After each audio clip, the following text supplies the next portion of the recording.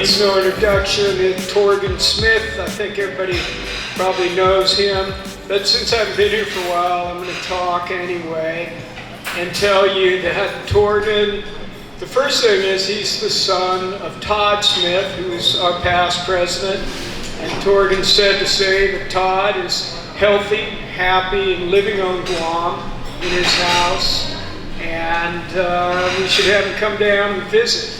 But anyway, Torgun was raised on Guam, went to JFK.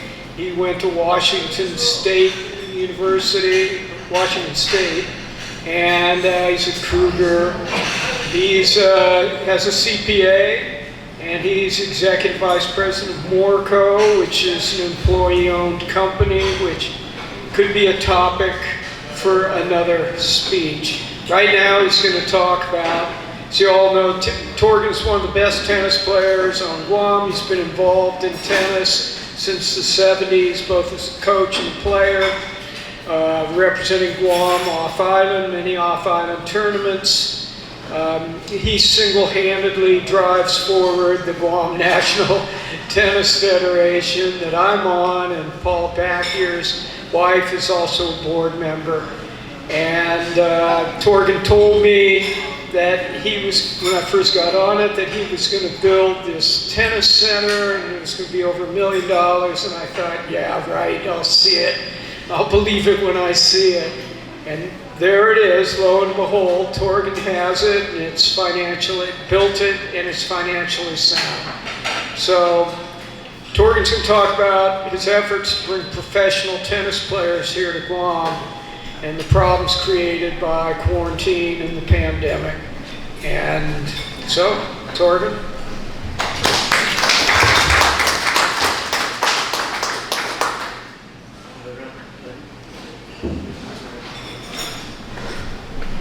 Thanks, Duncan. Do I need to use this? Is this required? Required. Okay, yeah, so Duncan asked me to come and talk about tennis for 15 minutes. And so I'll just start with questions. That's going to be the hard part, is talking only for 15 minutes, but I'm going to just talk about our international events that we have been having since 2010. I'd love to talk about our new tennis center and the facility that we built in 2019 and opened and closed in 2020 and opened again, but it's doing great. Thanks all to the support. Some of you here have your name on the donor wall at the tennis center, so thanks for your help with that. And we're really looking forward to getting these events going. We have International Tennis Federation junior events and pro circuit events. So the players come from all around the world and are able to earn a little bit of money. The pros earn a little bit of money, very little. It's a $15,000 prize money that we've done in the past, and that's split amongst all of the players in 32 singles draw and 16 doubles draw. So if you lose in the first round, you get about $100, and if you win the whole tournament, you get about $1,100, which doesn't cover most of the players' expenses to come. But what's more valuable to the players is the world ranking points they earn. So the more points you earn, the higher your ranking is. The higher your ranking is, the bigger tournaments you can go to. So since 2010, we've been putting on these professional events. It gives we're able to have 4 wild cards, so we can put our Guam players into the draw if we feel they're worthy. But even to be able to play in the qualifying event is a good experience for them, because we have there's a 32 draw, and then there's 32 that come to try to qualify to play the event. And so there's the way it works is, however, I think I've come and talked to Rotary before about the professional events while they were going on. And the way it works is the tournament goes onto the International Tennis Federation tournament calendar, and players will enter from all around the world, and we'll have up to 200 entries or something, and there'll be these tournaments going on in all different parts all different parts of the world. And then the top 22 are automatically accepted into the draw. And they can pick up to 6 tournaments per week, and then they look to see where they're accepted, and then they decide where they want to go, and they have a chance to withdraw. So same goes for the under 18s. The under 18 event we have, players have a chance to earn world ranking points for their junior world ranking. So the juniors we've done for 6 years, the pros we've done for 9 years. So we have one more year to reach our 10-year mark. That was supposed to be 2020. Obviously we had to cancel. We usually do it around this time, around Memorial Day and first week of June. Around this time, the weather's the best, and we're able to get volunteers from schools and things like this. So we really wanted to do it this year, so I went to see the Lieutenant Governor in February and said, we really want to do our events in May, June. What's the chances we're going to be able to do it? And he said, well, it'd be good to get a win, and let's see if we can do some bubble situation or something and make this happen. So I brought it to our board, and we were looking at doing this. I'm very optimistic, so I was optimistic we're going to do this, and went out and solicited some sponsors to cover it.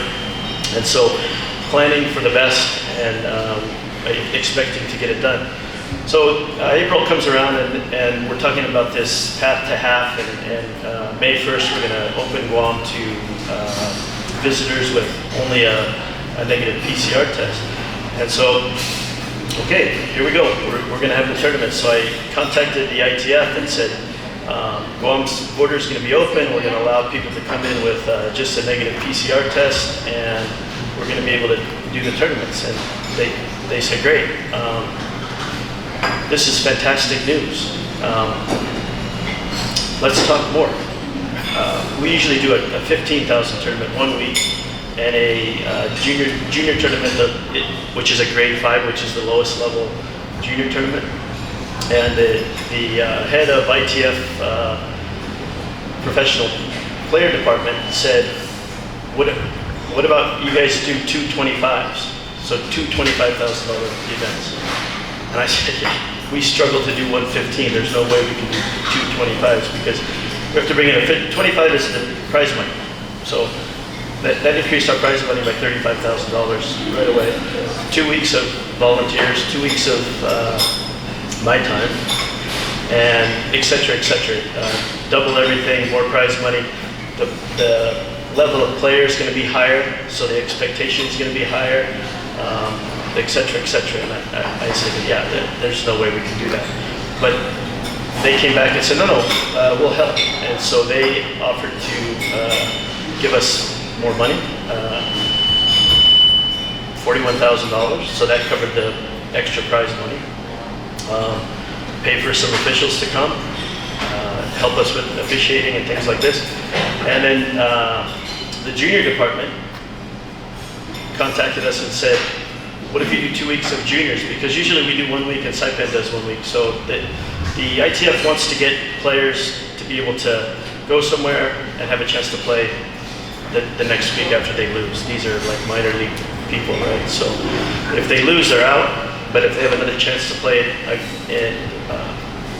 close by, that's a big benefit. So this is the reason they're really pushing for this. And the 25s have more prize money, more points, more attractive. And then I looked at after we agreed to all this, I looked at the calendar, and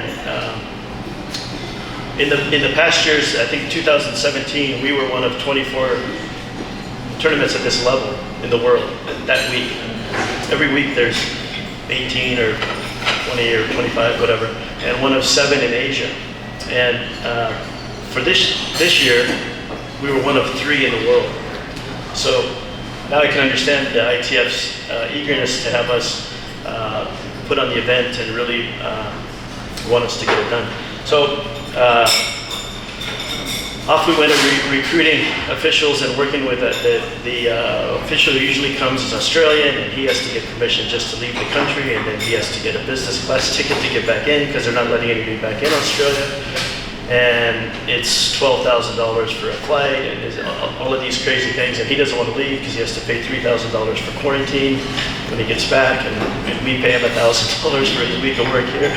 So we have all these challenges of officials, and we also have, this time we have Roland Garros, the French Open is going on, the end of May, 1st of June. So officials from the region are going there to work. And then after that is Wimbledon, and after that is the Olympics. And so to fit Guam into your officiating schedule is a bit tough, not to mention all the quarantine rules of wherever they come, they got to go back to quarantine and things like this. So the officiating was working with the head of officiating at the ITF. I don't know if you guys saw the US Open last year, or maybe it was your Novak Djokovic got disqualified because he hit a ball and hit one of the officials in the throat, and so he was he hadn't lost a match all year, but he was disqualified because of that. It wasn't intentional, but you still can't do that. And so the head referee of the U.S. Open, Soren Frimmel, is also the head of ITF officiating. So I was talking to him almost every day. He's the one who disqualified Djokovic, and he was on ESPN and all that. So he's a famous guy that in officiating. He was able to get a guy from Malaysia to come and be the referee for our juniors, and then he was going to stay to be the second in charge for the pros, and then referee from Canada to come and do the pros, and some various chair umpires from here and there. So we had all the officiating taken care of, so we're moving forward. Then we're all set. We have, the entry list is looking really strong. We have players from 200 to 400 in the world coming, which is like a qualifying for a Grand Slam, these level players. They're signed up anyway. Whether they come or not is we have to wait and see, but the entry list looks strong. ITF's happy. And then April 30th comes, and then, wait a minute, we're just kidding about that negative PCR test, you have to have a vaccine. So ITF says, well, wait a minute, that nobody in the world has a vaccine except for Americans. And majority of our entries, we have to make the tournament available to anyone who wants to come with a reasonable exception, meaning a negative PCR test is a reasonable condition to come. A vaccine is not. So the junior tournaments were supposed to be this week, the 24th and 31st weeks. Keep in mind these tournaments are 9 days of playing the whole time. So on May 1st, I had to tell the ITF the rules changed, and not sure. I was traveling, so talking to London every day, trying to sort out what we can do and if we can get exceptions and if this is really going to happen. And so in the end, the rule was you have to have a vaccine, or you can't, or you have to quarantine for 6 days. So that's unacceptable to ITF. And the junior entry deadline came on May 4th, and so had a meeting with them, and they said, sorry, we have to cancel. We can't put this out there that the entry list doesn't become official to the entry deadline. But once the entry list is out, then we have to be committed. So they held the entry list, and so talking to me, and we agreed that we had to cancel the juniors. The head of the pro circuit was on the call, and he said, we can still talk about the pro circuit, see what you can do. So I tried to get exemptions for the quarantine and make a bubble situation or something, but I was off island, so it was difficult to get this done. And I proposed that I would make a compelling argument why to have the events and send it to the governor and Art St. Augustine, the public health director, and GBB, who was supporting our our tournaments too financially. And so I did, and then they came back with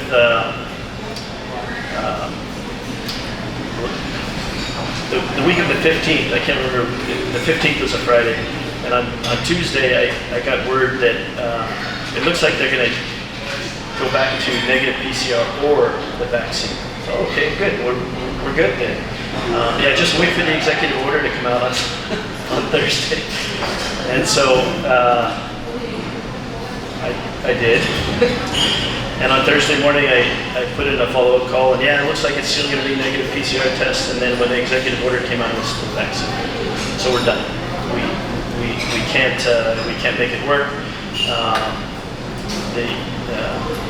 I called public health and said, yeah, you know, this is not what you said, and you know, how can we? My compelling argument was to discuss this and come up with a solution, and the solution was just wait. And then I waited, and that's not what happened. So the public health called me that night and tried to make a solution, and they said, and I called ITF and said we're working on the solution. And, the solution was we're just gonna we'll be able to make a bubble situation for you, and send us the list of players and their coach or trainers or what have you, and we'll look at making a waiver for them. So we're down to the last minute, and I said it's too late. We can't. Thank you very much. That would work, but I know there's going to be more to this than just what you're saying. So met with the board, and we agreed that we would ask these questions. What does the bubble situation mean? What are we going to be responsible? How do they eat? Where do they stay? And we couldn't get those details resolved in time to not cancel. So we canceled, and ITF said, if you can figure these things out, then we can put you back on schedule on the calendar for August. So we still have a chance to make it happen, make it work. And public health said, let's work out these details, and we'll try to make it work for August. So we're in the process of that now, and working on how we can make some kind of a waiver for quarantine for these, mostly the juniors are all under 18, so they're not going to have vaccines, and the professionals are all around 18 to 25-year-old healthy athletes that are taking care of themselves, and they're going through protocols around the world, playing in what tournaments they can find. So I'm optimistic that in August we'll have our pro events, and we're planning for the current situation still to be the same, but to be able to bring the players in some kind of a situation where they're able to help us with testing after they get here, and maybe the rapid test, which is a 15-minute result on a daily basis, these kind of things. There's one more twist that came up. I don't know if my time's up, but I don't know if everybody in the room knows it, but there's a prohibition for travelers coming from Europe. There's 16 or 18 countries that if you've been in these countries, even if you're an American, you can't come to the U.S. unless you go somewhere else that's not on the prohibited list for 2 weeks. So this was an issue for us too, because like I said, we have to make it so that anyone can be able to come. And so I also worked with the USTA because Guam's a U.S. territory, and we're affiliate members of the USTA, the United States Tennis Association. Working with the ITF and USTA, well, what does the USTA do? And I asked a player friend of mine who's touring, and he was in the Czech Republic for a week, and I said, you can't go back to America, man. Being in the Czech, and he said, no, I can't. And he sent me a letter of exemption that he got from the U.S. Olympic Committee. And so I discussed this with the ITF, and they go, well, let's get the U.S. Olympic Committee to give you this letter, to do this letter for you. So we were able to get USTA and the U.S. Olympic Committee to agree to give us exemptions for anyone that has been in these countries. So it's a very complicated process of letting everybody know what exactly the rules are, because this guy I'm talking about is Indian, and he was in the U.S. playing tournaments, and he went to Czech Republic, played tournaments, and he was going back to the U.S. to play tournaments. And I said, "How are you doing this, man?" And the ATP gave him the exemption through the Olympic Committee. So it's all we worked through all that, and we had it all set, and now we're working through how we can overcome the quarantine rules for to exempt the players and their team from quarantine. So I'm optimistic we'll be able to do it. Any questions about ESOP?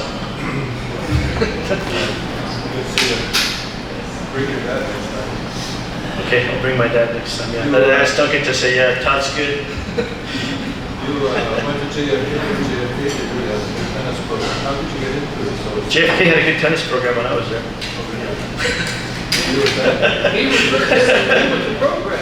Right, Steve? 1984. I was 83 graduate, yeah. I started playing tennis because I lost a kidney when I was young, and I was a football. I played football, and the doctors wouldn't let me play football anymore, so they suggested I take up tennis, and I didn't like that idea, but eventually I did get it. You got used to it. Yeah, I got used to it, and kind of stuck. Yes. I share your logistic woes, because even as a volleyball federation, which I'm part of, we're having a lot of those issues. The GMC is telling us to get ready for the games, but we have nowhere to train. So, because the government said you can't hold these things at these places. So, I think you having your own facilities will really, prove the point during these times that you can't just count on the government to provide the facilities for training national teams. But how are you guys approaching sponsors? And what's the appetite of sponsors like, knowing that it's going to be very limited in audience and scope? What's been sort of the feedback you're getting? Well, I think first of all, for tennis, we were able to convince the government that it's a very safe sport. We had to close our facility for 3 months last year, from March to early May, and August to late September. So even though you're far apart and outside in the heat, we still had to close. But yes, the facility has been really a game changer for us to allow us to do whatever we want to do. We used to do these events at Hilton, and so we'd have to get Hilton to agree to not have their members play, and different things that were annoying, and they got complaints, and they didn't really want to do it. And even though we gave them all these hotel room nights, but having our own facilities, it really makes a big difference to be able to do what you want. And then we are able to offer the way we built the facilities, we sold court naming rights. So it's not court one, it's the Deuced Court. It's Coley Distributors Court, CPK Court, Caldwell Select Care Court, Hawsey Court, the GTA Court. So there, when you go to our site to reserve a court, you pick one of those courts, and you're told you have the Deuced Court. And it's not numbers, it's names. And so we've been able to do that. We have a donor wall. We put everyone's name who donated in our fundraising process up on the wall. That'll stay there all the time. The court naming rights are for 10 years, and so we were able to get up to $150,000 per court for a 10-year commitment of naming. And thanks for asking. So we're actually going to build more courts next year because our demand is so great that we don't have any court time available in the prime time. Where are you located? At the Guam Sports Complex, right next to the gym. So we have one coordinating sponsor already secured for another court, and we're hoping to get 3 or 4 more so we can build. Our plan has 5 more courts already in it. We did phase 1, and so we're expecting to do phase 2 with at least 2, maybe 3, maybe 5 courts next year. How much is it? $100,000 for 10 years. Yeah. For the coordinating rights. Steve. You were telling me last week that you could put a court together for about $60,000. $60,000 per court without maintenance. Is there any matching grants? Let's say if Rotary Clubs together put together half of that, $30,000, you guys can come right and together. Put a court somewhere else? Yeah. I mean, because there's different parts of the island that you water drive. Yeah, well, I mean, there's grant opportunities out there available. There's a lot of stuff that we cut off of our plan to value engineer it to make it only $1.5 million instead of $2 million. And we just got awarded a grant from the Governor's Education and Youth something to build railings on our roof so we can use the roof as a spectating area. So there's grants and things available out there. We're also looking for grants and opportunities to build our additional 5 courts. And 60 is probably no lights. And really lights are critical for, I say the demand is overwhelming, but that's just because of from 5 o'clock to 10 o'clock at night. We can go there now and we can have all the courts. Nobody wants to play at lunchtime except for me and Lad Bowman. Which we do, but I came here instead today. Yes? You said that demand is growing and you have to always bring in online reps. Is there out here to have local reps that are certified nationally to do this? Is that bring in somebody from Australia? Yeah, and we do. We use local officials to call the lines. But what we need is for these events we need badged, certified officials, and they're full-time officials that are traveling around doing this. And there's the referee who runs the event, and then there's the chair umpires. And the problem to do that on Guam is if you become a badged chair umpire, there's different levels. There's green, white, bronze, silver, gold, and you have to maintain. You have to do a certain number of matches at a certain level. It's like continuing education, right? For the CPA, we have to do 40 hours a year of continuing education. You have to umpire X number of matches to hold your certification. So that helps us because we get chair umpires from Asia to come and work at our event for free, just because they want to get more match time. We don't maybe not get the best ones, because the best ones are getting paid somewhere else. But we do get officials paying their own way to come here to get their matches in or their hours in, if you will, right? But we do have our local officials. One of our line umpires was able to go to work at the Australian Open, and he did so well. He was in the semifinal match with Djokovic and Morrico, which is only as the tournament gets down to the quarterfinals, semifinals, finals, they just pick the best of the best because they only need about 20 of them when they start with 300. And he was one of the ones selected for the semifinal. Maybe he would have been selected for the final too, but his flight left the next day. And that guy was called Swami. Maybe you guys heard of him or read some. Swami's well known around the world amongst the officials because he doesn't have any certification. He was just good at it.